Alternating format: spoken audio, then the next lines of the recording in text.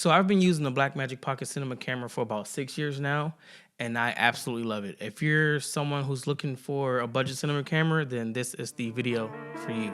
Let's get it.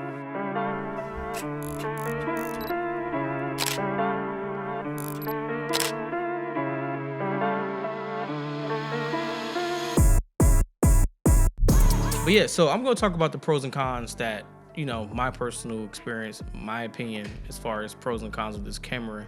And I want to start with the image quality. Obviously, it's a 6K 50 frames per second camera, and it is phenomenal. I don't usually shoot 6K often.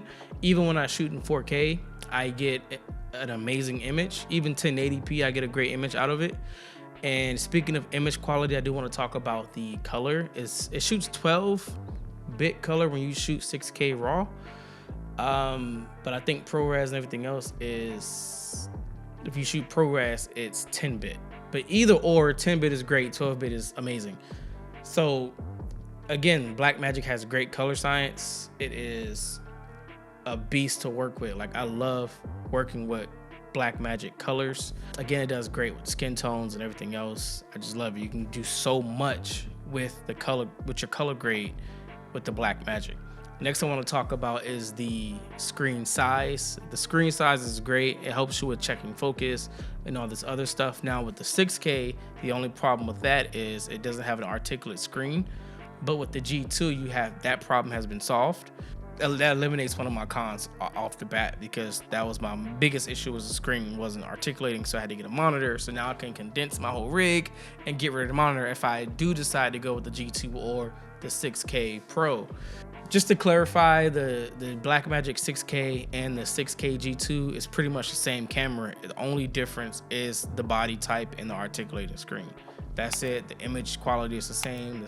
The features are the same internally, and the sensors the same. But so with that out the way, let's move on to my next point, and that is the menu system. The menu system is phenomenal. I know you probably heard it. If this is like my 100th video you watched on this camera, I'm just gonna regurgitate what everyone else say. The menu system is by far the best menu system when it comes to a camera. It is so intuitive, and it is so straightforward, and it is, again, the best menu system I have ever experienced using cameras. I use tons of cameras, and Blackmagic has my favorite menu system out of all of them. So I want to talk about the cons. There's not much I can really say about the camera besides that image quality is amazing and the color is amazing. That's all you really care about. But I think it's important to really talk about the cons of this whole camera. And for me, the cons is the overall size. It is so weird. It's like a football. It's long. And that just makes it a little awkward for certain gimbals and other things. And then when you rig it out, it just looks even bigger than what it is. The camera looks beefy. I don't know why they call it a pocket camera, but it looks pretty beefy. And once you rig it out, it looks very beefy. But I guess it's cool. I'm someone who, before I went to cinema cameras, I was using Sony cameras, mirrorless cameras, the small form factors.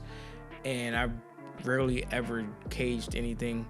So just being in this ecosystem for 2 years, I'm used to it. I would probably never go back to a smaller form factor. I can't say I would never, but as of right now, I have no plans on going back to a smaller camera.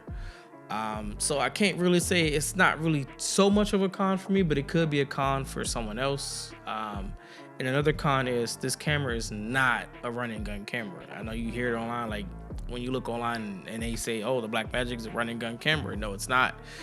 It's so much to get the camera up and running. You need so much to get a cinema camera going. You need to get a cage, you need to get batteries or battery grip. Now you could get the battery grip, but it's so much better to get a V-mount battery and just swap those out for a long shoot. Now it all depends on what you're shooting.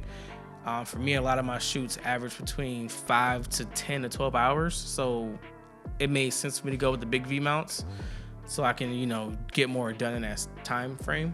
But the battery life is trash. That's another point I want to make. The batteries that come with the camera is trash, complete trash. You get like maybe 30 minutes, if that, depending on what you're shooting. As far as, Kodak, whatever. Now, this last con that I have, and I think this is with any cinema camera that shoots like raw and give you a ton of information is the file sizes. Even when I shoot 1080 and I shoot like a 10-minute video, like I get massive files. So it's like if you're looking into getting a cinema camera, whether it's Blackmagic, Red, whatever, the file sizes are massive because you're shooting so much information. So if you're looking at getting, just know if you get the Blackmagic, you're gonna have to spend an extra $500 to $1,000 more just to sustain that camera, because you would need a cage, batteries, extra batteries, follow focus, and all other stuff that you might need to, make your life easier, and possibly a server or a ton of hard drive space. If you don't have that, I'm telling you, I go through hard drives and I fill up servers like it's nothing. So definitely think about the file size before you pull the plug, before you pull that trigger on getting the Blackmagic or any other cinema camera. Now, another con, I know I said it was my last one, but this con is it's not a big deal, but it doesn't have autofocus. So if you're someone who's looking for autofocus, then I definitely recommend that you don't go with this camera. I mean, it has an autofocus to where it's like it focuses in the middle, so you would tap on it and then it'll focus on that subject in the middle.